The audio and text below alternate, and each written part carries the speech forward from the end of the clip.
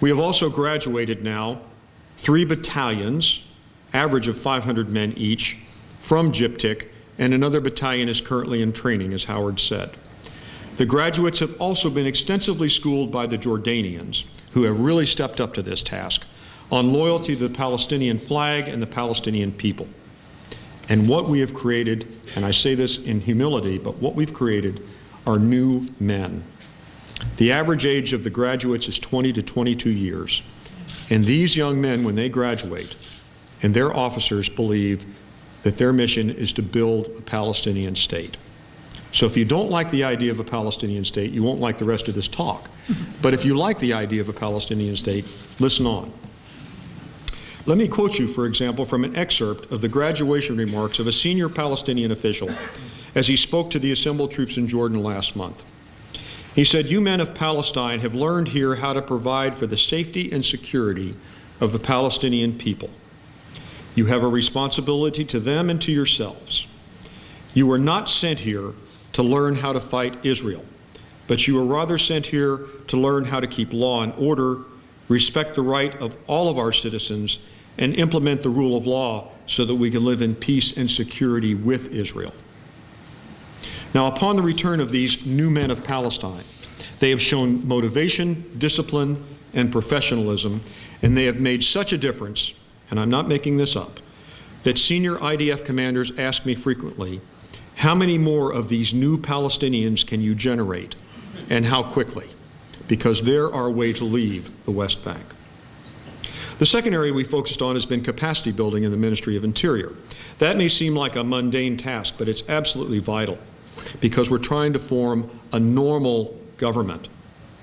In the Palestinian Authority, the Minister of Interior is responsible for all the security forces to the Prime Minister and President.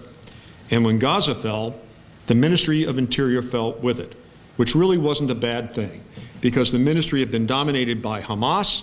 The ministry had focused on building up what's called the executive force, which was the Hamas alternative to the legitimate security forces. And when the ministry fell, it was one of the good things that happened in June of 2007.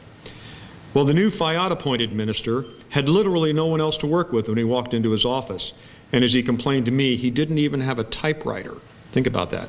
Who talks about typewriters these days? But he didn't even have a typewriter. In the last 18 months, we have invested considerable funds and personnel into making the ministry a leading arm of the Palestinian government with a capacity to budget, to think strategically, and operationally plan. As I said, it's the key to normalcy for Palestine. Security decisions in Palestine are no longer made by one man in the middle of the night. In this, we have come a very long way. Infrastructure is the third area. It's hard to describe how decrepit were the Palestinian security facilities we first encountered. Not really fit for human habitation. In the past 18 months, we've worked with Palestinian contractors to build a state-of-the-art training college for the Presidential Guard in Jericho, as well as a brand new operational base that will house, as a matter of fact, is housing now 1,000 of the returning NSF gendarmes from Jordan on a hilltop outside of Jericho City. We're planning to build another one of these operational bases in Jenin, and it's with the full agreement and endorsement of the Israeli army. We're also in the midst of rebuilding a major Palestinian police gendarmerie training center, also in Jericho. And I've got to tell you, the pride and confidence that the beneficiaries of this work exhibit has been a persistent observation of American and allied visitors to these sites, to include frequent congressional delegations that have gone there. For the first time, I think it's fair to say that the Palestinian security forces feel they are on a winning team. And the fourth area we focused on is senior leader training. That may sound kind of dumb, but actually it's a small program, but in my view, it's probably the one of the greatest lasting value. We've already graduated 2 classes of people at the rank of major, lieutenant colonel, and colonel from an 8-week seminar type course where we get 36 from all the security services together, and they learn how to think about current day problems and how to operate jointly and with respect for international standards. It's the most popular thing we do. I've been to 2 graduations, and it's like graduation from college. They bring their families. All of their leaders are there. Everyone's dressed up. It is really something to behold because they feel that they are now entering the community of nations in the fact that they are being treated as senior leaders for people whose time may be coming to actually run their own lives as a state. We give a final exam in this course. It's an essay question they have to answer, and the essay question is taken from a menu of 10. And it might surprise you to learn that the most popular essay, more than 50% select this consistently, is why do human rights matter in Palestine? Now, who would have expected that? And you know what? The senior leader graduates have gone on to promotion and more responsible positions. The new battalion commander of the unit training in Jordan, whom I visited last week, is a recent graduate of the senior leader course, and he is just proud as punch that he is taking what he learned there and applying it to leading his new unit of 500 men and anticipating their return back to the West Bank. Okay, so what have we and the Palestinians, I got to emphasize this, what have the Palestinians achieved? Because I'm a force provider. I help them, but they do a lot of this themselves. Let's talk about facts on the ground. The USSC's security partnership with the Palestinians and Jordanians and the Israelis is now in its 18th month. The results are beyond our most optimistic expectations, and they relate directly to the title of this talk, Peace Through Security.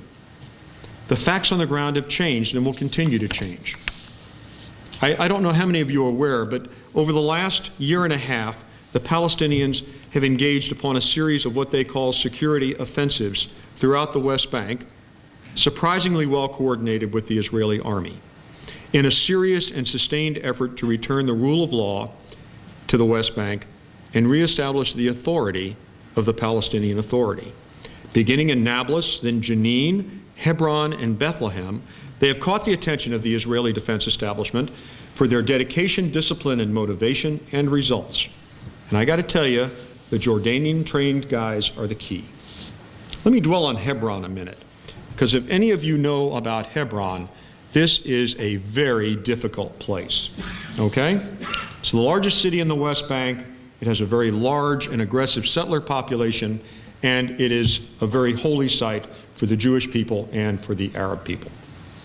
A year ago, the IDF rejected any suggestion that the Palestinian Authority should be allowed to reinforce its garrison in Hebron, which was a small force of only about 400 police and gendarmes, for this, the largest governorate in the West Bank.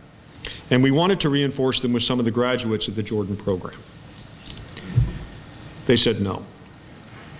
Yet the performance of these Jordan-trained graduates in Jenin, which was their first deployment, was so impressive that 6 months later, the IDF not only allowed the reinforcement in Hebron, but led it, facilitated it, and extended it. It's still going on.